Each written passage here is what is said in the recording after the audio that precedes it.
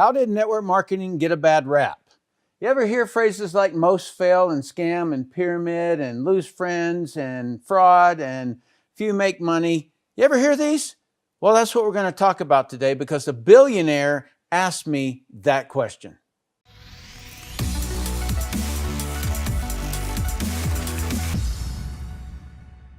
I've actually named this the icky, greasy, hairy mess because it, at first glance, you would think, well, it's because of this or it's because of that, but it's actually a whole group of things. And I want to walk you through this. So number one is that it's reps, current and former. All right. And by former, I'm talking about those few, and there's literally 6 anti-network marketers. And then other people kind of syndicate their content. And then there's the media, and then there's competitors. And that, most of them are confused, and plus they each have their agendas. Okay, so that's basically what creates the icky, greasy, hairy mess. So let me break this down for you now. First of all, we started out as an industry on the wrong foot, if you will, or against the tide. And I use that little analogy there because when I was in the military, they would say, forward, march. And everybody had to step off with their left foot right at that time. And if you happen to have stepped off on your right foot, then you were completely out of step with everybody else. And that's what's happened. All right, that's what happened when we first started out in network marketing way back in 1930s. And there were 2 particular instances, and I've got one hidden here, and I'll show it to you in a second. So prior to the 1900s, and I'm talking about going all the way back to the 1700s, there was a whole theory out there, and it was the germ theory. In other words, people would get diseases and they would die. And it was because of a germ, a virus or a bacteria or something, right? And then coming forward into the late 1800s and things like that, there was this whole focus on that foods. It was cataloging foods that prevented diseases. And so they started seeing that people who ate eggs didn't get night blindness and then blindness, right? The sailors out at sea, they would have diseases, and then they started sucking on limes, and then the diseases went away. And so then it started coming out where that there was another theory, and that theory was the host theory. So there's germ versus host theory. And the host theory was that the bug, if you will, the virus or the bacteria or whatever, would not invade a healthy body. And so then the focus started being a little bit more about that. And so that was the reason for the cataloging of nutrients between 1910 and 1940. And then around 1950 is the best that I can see it, it went dark. All right, there was no other discussions whatsoever for that nutrition for the cure of prevention or disease. It just vanished, all right, and it became illegal to discuss. Only a drug or a vaccine could cure a disease, all right? And so, but yet Dr. Bruce Ames proved withholding nutrients could cause diseases.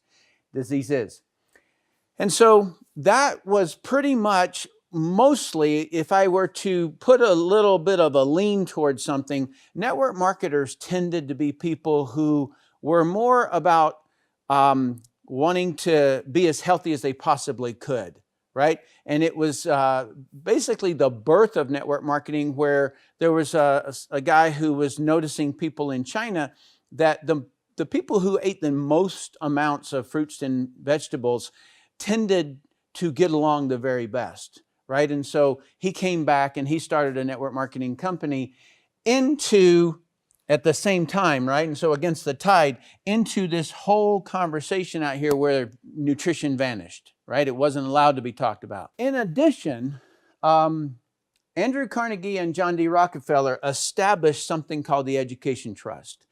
And what they wanted to do, and this is right around the turn of the century or just before the turn of the century, what they wanted to do was to create the education process in America to train the average American to get a good paying job in the global workforce economy not to become entrepreneurs.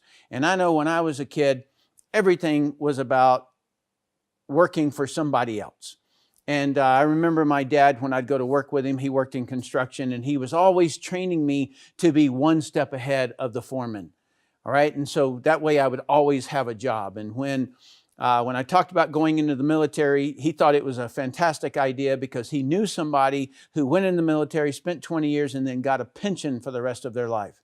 And so it was all about that. There was no discussion in the 80s, right? So like 1980, there was no discussion about entrepreneurship, none whatsoever.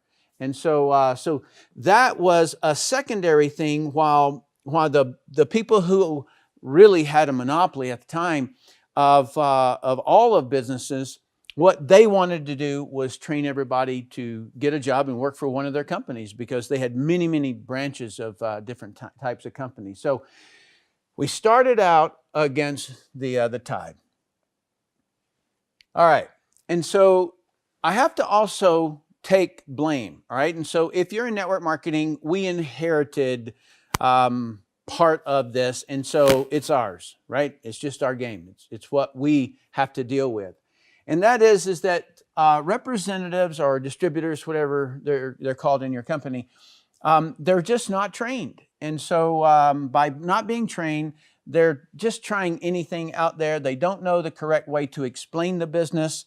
They would do these things that get 5, and that's 25, and 25 get 5 each, and those kinds of things, right? They're not getting customers, not training teammates, product and income claims, etc. They tended to spam people. Some people do. All right, I've shown you a grid of the people who tend to do that behavior. It's not everybody, but because it's on our watch, we kind of got to take care of it.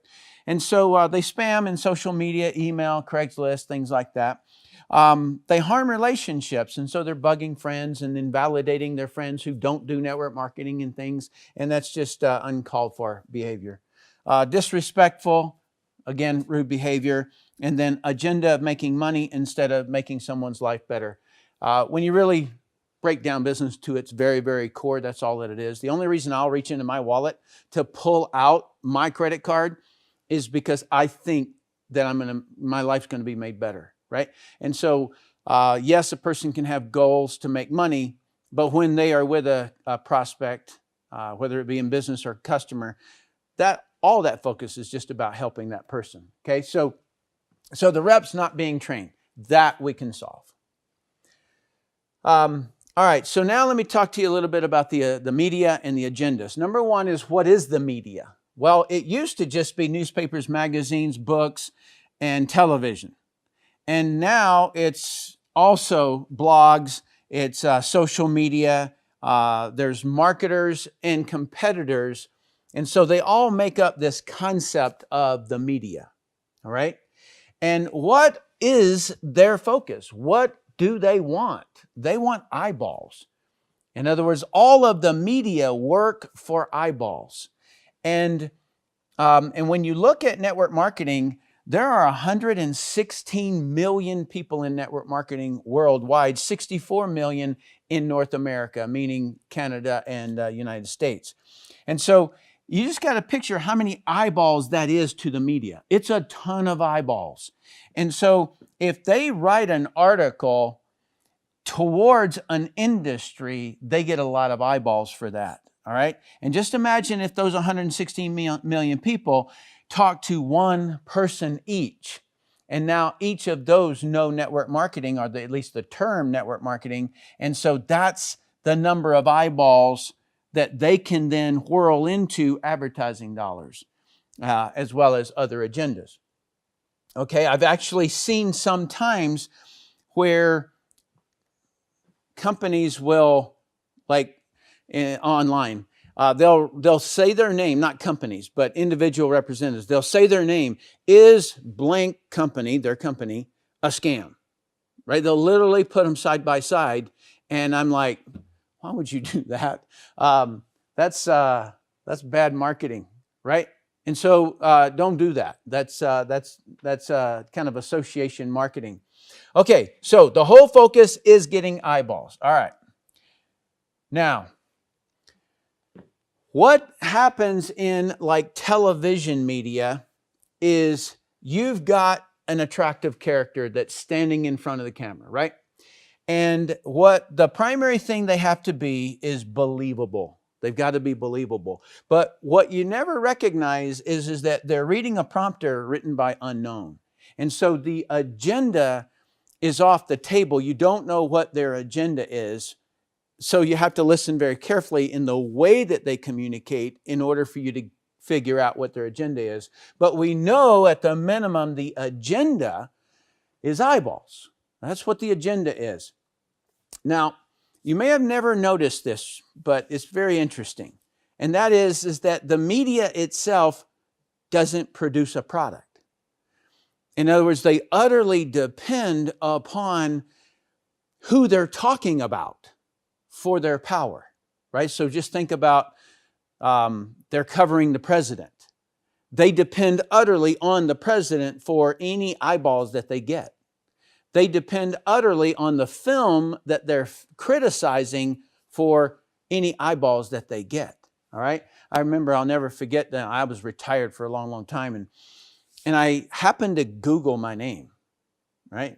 And it was kind of funny because there was all these sponsored ads down the right-hand side, and I was like, who would pay for my name?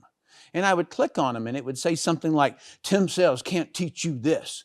I'm like, what can Tim Sales teach you, right? In other words, he's talking about network marketing, right? And so what he was doing is that he was using my notoriety in order to advertise, right? And that's the same thing that the media does all the time. And so when they start talking about network marketing, a subject they don't know, okay? They do not know this subject. And so all they're trying to do, like if you've ever been on the set, and I've been on them, they'll literally be talking in one category about the shooting down the street, and then another camera's this way, and now they're talking about network marketing, let's say, and then the next one they're talking about the stock market. You know, they could care less. Okay, so don't think it's them. It's the teleprompter guy. And so what is their agenda? And normally that has to do with the editor. And the number one rule in the media is if it bleeds, it reads.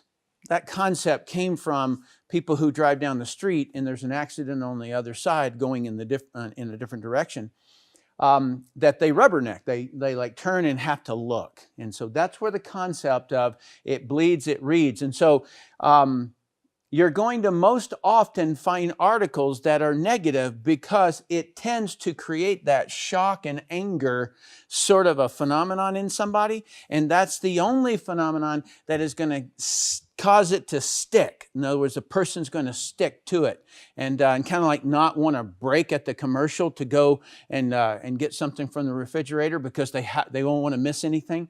That's the kind of content that they're after. I know that I had the Wall Street Journal contact me wanting to do an article on network marketing. After 2 or 3 minutes walking through it with him, though, I was like, all right, I can tell where this is going. And I said, are you going to write a negative article? Is that what your editor has told you to do? And he said, no, we tend to be kind of neutral. And I said, you didn't ask me anything at all that has to do with neutral. And he said, okay, all right, yeah, we are looking for a piece that is heading in this direction. And I said, well, I'm not your guy. All right. And so you can tell, and I just by default kind of know it, they don't want the story of the guy who worked for 5 years and retired for 18 years with a residual check. They don't want that story. They want the victim. That's the story. That's the one that bleeds and it reads. All right. And then as well as I believe that there was some of that other agenda stuff that I've told you about. Some of that stuff permeates through specific sources of media, right? Namely, like the Washington Post, the New York Times, Time Magazine, things like that. Okay, just because they've been named specifically. Okay, so then there is. I'm going to give you 3 examples. Okay, so this was all cool and all, but I'm going to give you 3 examples. But first, I'm going to give you the words, how you know that they're trying to manipulate you. Okay. Okay, so number 1, generalization. The words that they use to generalize phrases is First of all, content that combines reps, companies, and products as one. All right, so they kind of classify a group. And what it does is that it shows that they're prejudiced against, all right, or for, depending on how they use it. So they'll phrase like you'll, they, most, like most network marketing products are expensive. Well, I've consulted a couple of hundred network marketing companies, and the products are not generally expensive. Some are, some should be, right? Some people should be asking why other products are so cheap, because I've seen the raw ingredients that go into a product and I know the price of them. And when I see products on the shelf, let's say, at a department store or a grocery store or something like that, I know it's impossible to have quality ingredients inside of that at that price. There's no way you can take a product to the market. In other words, it just won't work. So generalization, it's normally what spins the suspicious thing, right? And then association, all right? And that was a study that was done with Coca-Cola and Pepsi, and that was if you could position yourself against the number one, you end up in number two, and that's exactly how Coke Pepsi challenge worked out. And so by associating one name with another name, network marketing, often known as pyramid selling. You see how that association is, right? It creates that concept. Most fail. Well, no one wants to associate themselves to failing, right? It's quitting, but they associate it to failing. Like a Ponzi scheme, predatory nature, FTC shutdown. Most lose money. In other words, if you knew how many times, like when you're inside of the stock trading world and things like that, you'll see a lot more people and companies being fined and all of that stuff, but people tend to think of it only in a network marketing environment, and it's not. It happens all the time. Most lose money. Nobody wants to lose money. Predatory world of multi-level marketing, right? So, all right, now I'll give you some of the trigger words, okay? So that's association, and these are triggers. Trigger, fail, scam, fraud, pyramid, predatory, lost all their money, odds against you, lose friends, devastating, and life-altering. I'm going to show you these in just a second. And that's why I'm cluing you in on how they manipulate your head there. Deceptive, cult, bogus, right? And the biggest secret that they do is that they say phrases and they omit the context that would make it neutral, if not better. In other words, if they put it in the right context and told you other things at the same time, then it would have no meat whatsoever, and the person who's reading it would completely be bored. Okay?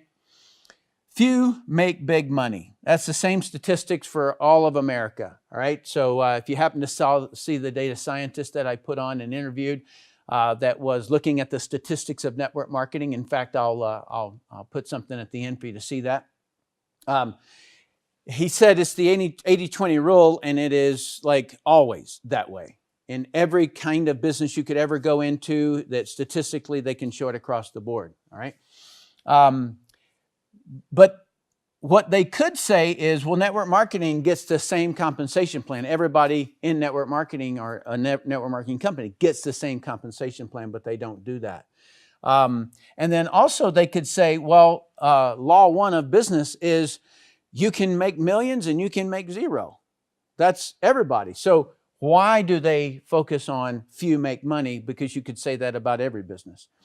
Most people lose money. Oh, come on. Why don't they put in there, it's $30 to $50 to join a network marketing company. And if you choose to try products, there's normally a 30-day money-back guarantee for those products. And any inventory that you get, you can also normally in a legitimate network marketing company, you can get your money back for them. Why don't they say that? They don't. No, they just point out the victims. And then most people fail. Again, I've already shown that in the other video. Make sure that you do watch that. But the bottom line is that 99% of all stock traders lose money. How many real estate agents get their license and never sell a house? And why don't they track that statistic? Insurance agent, same thing. Again, it's unlimited upside. Opportunity is always going to yield more people who quit it than succeed. Okay, and so then this is what the average is. And so I don't know why they omit that the average person in real income, they haven't had a pay raise. 60% of the population has not had a pay raise since 1980. Okay? They may have had bumps in their paycheck may have gone up, but the cost of goods that they have to buy increased at a higher rate. And so therefore they never saw any real increase in income. Whereas the top 40% have had quite a rise. Okay, so if they said those in context, then number one, it would dilute their story, and that's what they don't want to do. They want to make it look awful. All right, so let me give you some examples here. So in the media, all right, so this gentleman right here, his name is Bill Ackman. He's a billionaire, and he came out and he said, basically, I'm going to tell you what he said, but there's a way to make money when the stock goes down in a company. And so right here, this red candle right here represents a down move. And so if the stock price dropped from 36, and this was on Herbalife, if it dropped from 36 to 18, then he would profit $1 billion. Okay? And so that's what I mean by agenda. Okay, so that's what an agenda is. If he can walk out and talk bad about a company, and in a day or 4 or 5, make $1 billion is pretty cool, right? Okay, so that's what he did. Now, what is it that he was saying? He was saying pyramid scheme, no customers, scam, predatory, people lose money, deceptive practices. Okay, so that's the words that he was using, right? And he just happened to bet $1 billion on it before he went loud. Makes it kind of insincere, if you ask me. Okay, so there's the drop, all right? And it needed to get down to 18 for him to make $1 billion. It went down to about that, but then it was immediately bought back up, right? And then FTC came out and announced that it was going to investigate. It drops back down, and then it rose back up, and then it broke above the point he bought it. And so there he is, not so happy, said he'll probably never do one of those again. And so in the end, in the end, it was just, and it will be just a blip in Herbalife's history, right? Because here it is, and now it's continue on. FTC got $200 million. Carl Icahn, that's this guy here, he's the one that bet that it was going up. He knew it wasn't a pyramid. And so he bet this way, and then he ended up revealing to everybody that he did make $1 billion betting on network marketing. Bill Ackman lost. The media got billions of eyeballs because this thing was the hot debate. It was all in the media. Everybody was like frothing at the mouth on it. And when he announces it, other people start wanting to make money as it goes down. And so they're cheering him on, right? So there you go.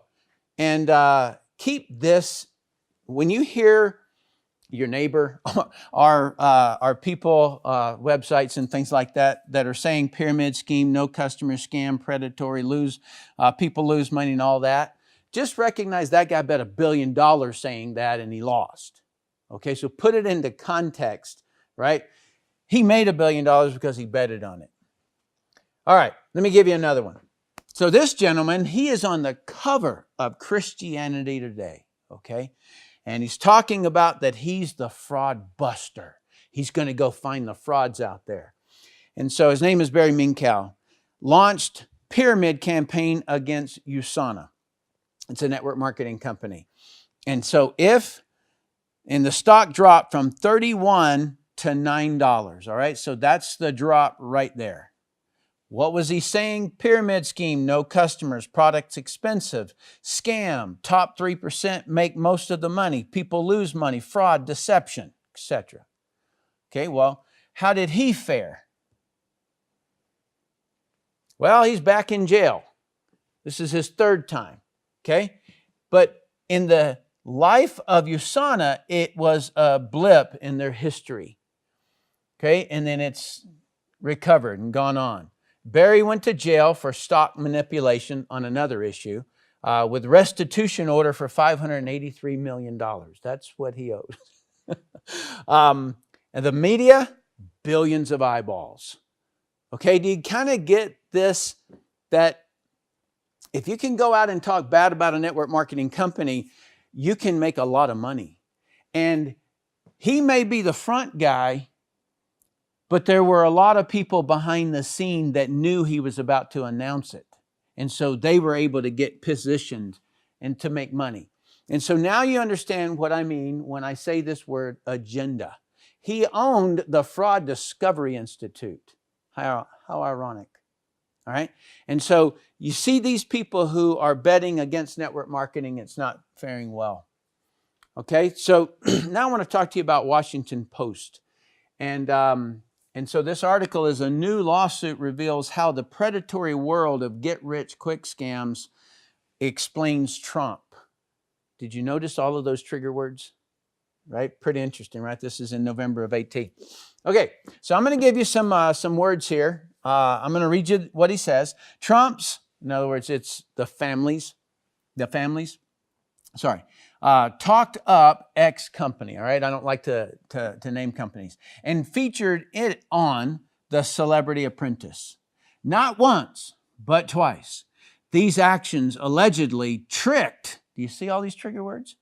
The 4 plaintiffs, who included a homeless man and a woman working for a hospice, into, quote, giving up hundreds or even thousands of dollars, losses that many experienced as devastating and life-threatening, end quote. Reading through the 164-page legal filings, I'm reminded that the all too often predatory world of multi-level marketing explains much about Trump, too. It's all there. The exaggerated claims of success for everyone and the nonstop need to make the sale, all carried out with a cult-like fervor. Now, what did Trump actually claim? Unlimited income potential. So do me a favor, comment down below and let me know if you feel as though that this is worth anybody's time, right? You can clearly see they're trying to associate Trump and network marketing. They're using all of these words that I taught you that shows utter bias, and they're generalizing like crazy. Okay, so right down below, is it a legit article or is it an agenda article? Okay, so here's some other phrases, and I'm going to teach you how I read stuff. Those people, generalization, will forever pay a percentage of their sales to their recruiter. That's false. All right, and I'm going to show you why in just a second. It's called an override. It's not a commission, okay? As long as he or she remains active in the company and their recruiter above them. False. It's an override. And so on up to the top of the line. False. Depth is limited. The result, there are a handful of people at the top, omitted context, and top of what? Earning lots of money, while the remainder make very little. Omitted context. Again. Okay? That's how I read an article, because I fully know their techniques and I fully know the industry. And so that's the reason that I'm not bothered one bit by this kind of stuff. So an override commission, if you can just kind of picture this. Sorry, let me get a color here. If you can just kind of picture this, here is a network marketing company, right? And just like any company, they have like this budget that they set aside funds for advertising. And So this fund is what is called compensation plan. So hold that thought for a second because I'm going to jump down here. Let's say that this lady is selling to this gentleman this box right here, this product. That is a sale separate from the company. And so let's say that the commission is 30%. That's a 30% transaction. And the way that the author, you could tell that she didn't know what she was talking about. The way that she said it is that will forever pay a percentage of their sales to the recruiter. No, they don't. The company sets aside this advertising budget right here. It isn't any different than any company. Nike likes to pay celebrities, right? Other companies like to pay television. Network marketing pays the individual rep who goes out and finds the customer or finds a salesperson who finds a customer. That's where they have chosen to use their advertising dollars. And the percentage is no different than other big companies. It's kind of like the average out there, right? In other words, the amount of allocation to product development and marketing. So this comes to the upline. All right. So if this person right here, if this person right here brought that person and trained her, then that person might get 15% override commission. All right. It's not coming out of that transaction. And if this person brought that person in, then they might get 10% override.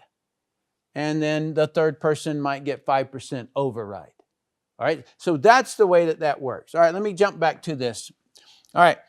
And then what the author of this article also said is it reduces all human interactions to potential commercial transactions, one that can be monetized for personal profit and gain.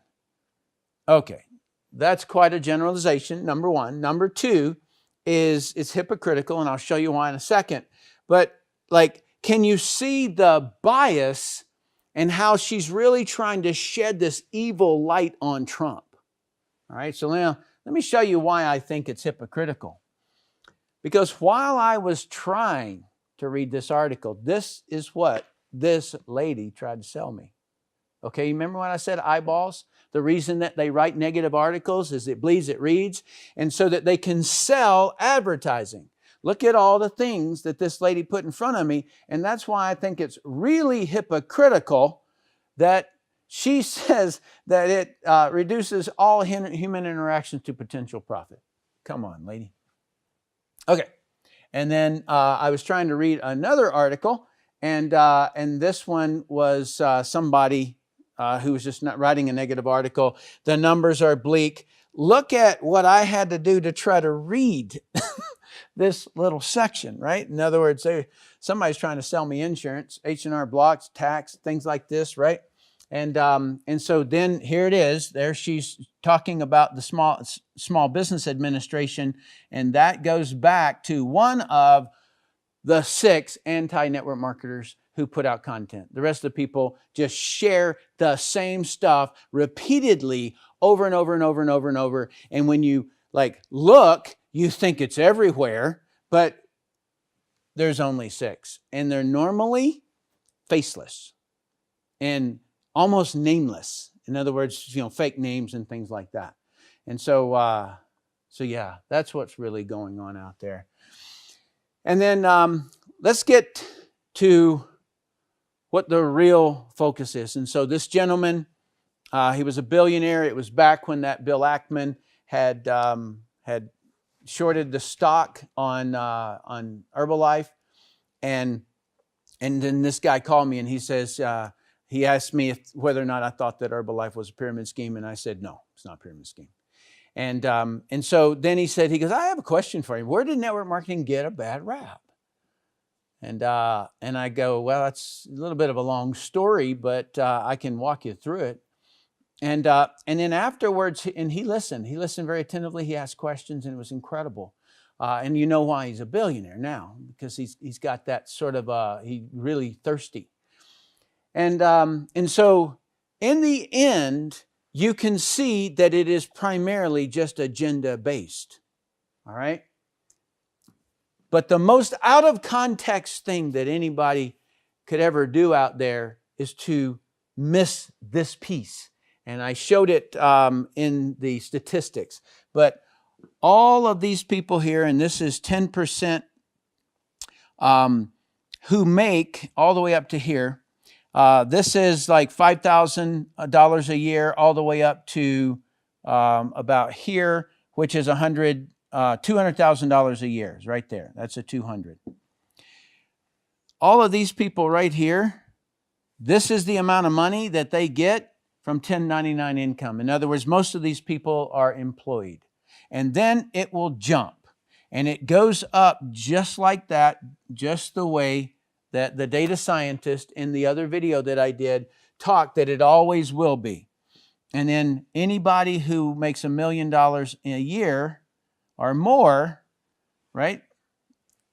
Most of their income's coming out of 1099. So 73% of people who have over $1 million in income in a year own their own business. That's what the focus is.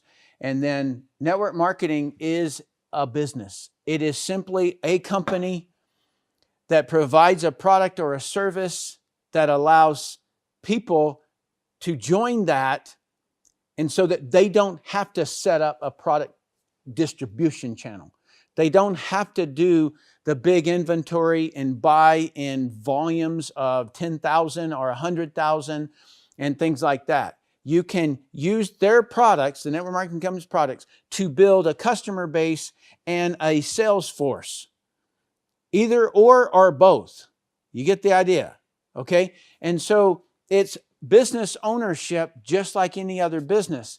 And so that one of the 6 anti-people, he said that network marketing doesn't compare because in a normal business, 70% of regular businesses fail as opposed to network marketing having a higher attrition rate. And that was argued, by the way. But what he failed to mention in that is that the average loan from this organization that he quoted is $350,000 in debt you go to start your business. But in network marketing, you don't have to do that, all right? And so my recommendation to you is completely ignore the media's agenda, all right? What you first got to do is just look at and say, I want to own my own business. That's clear here. And then you just say, how much freedom do I want? How much security do I want? Okay, so that's how many customers I need to get. All right? And so if you want 1 month of security, build that. If you want 2 months, if you want a year's worth of security, right? You get a residual income. Now we're talking about being able to create a retirement fund for yourself, right? And so that's what all of this comes down to. And then and the steps, just so that you don't think it's difficult, it's not hard. It's generate leads, it's contact those leads, it's set appointments, it's show a presentation either on a video or something like that, or sit down with them when you get good at it, and then you follow up with those people until they say no, or they become a customer, or they become a rep. And what do you train the rep to do? This, okay? It's not a very difficult game. Everything that I've ever done in my life has always come down to a couple of fundamentals, and these are the fundamentals in network marketing. And so I hope this has been helpful to you. Please comment down below. Give me a thumbs up if you like the video. I appreciate you watching. I'm Tim Sales.